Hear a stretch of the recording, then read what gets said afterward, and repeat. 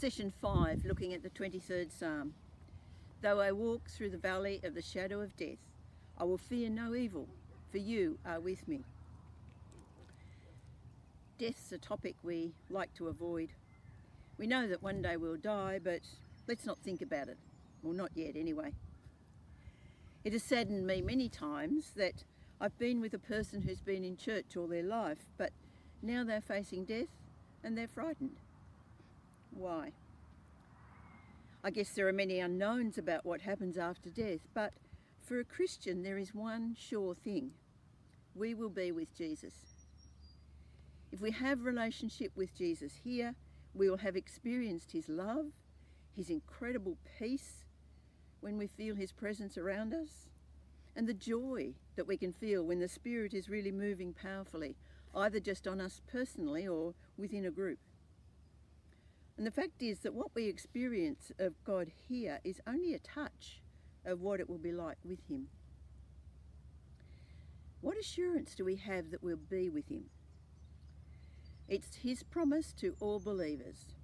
John 14 verses 2 and 3. My Father's house has plenty of room. If it were not so, would I have told you that I'm going there to prepare a place for you? And if I go and prepare a place for you, I'll come back and take you to be with me, that you may also be where I am. Now he spoke these words to his disciples, preparing them for his death. He was going ahead to prepare a place for them. And of course that is through his sacrifice on the cross. He opened up the way that his followers may come to be with God. And then he went on to say, and you know the way. And Thomas said, Lord, we don't even know where you're going. How can we know the way? And his reply, I am the way and the truth and the life. No one will come to me except through no one will come to the Father except through me.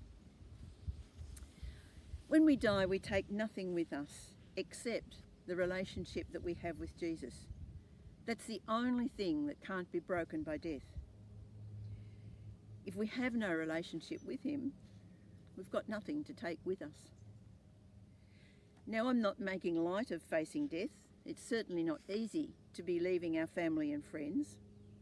We are leaving the familiar and we're going into what is basically unknown.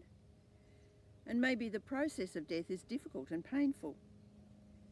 But to leave the world should not be a thing of fear if we know the person of Jesus. David had no fear of death because if it happened, he knew he would be with God and there was no better place to be. Death is probably harder for those who are left behind. They grieve for someone they've loved. But if that person was a follower of Jesus, we have the joy of knowing that they're in a place of love and peace and joy that we can only dream of here. And that takes a lot of the pain out of grief. So rather than putting off thinking about death, maybe now is a good time to be realistic and think about whether we can face death with the assurance that we will be with Jesus. Though I walk through the valley of the shadow of death, I will fear no evil, for you are with me, your rod and your staff, they comfort me.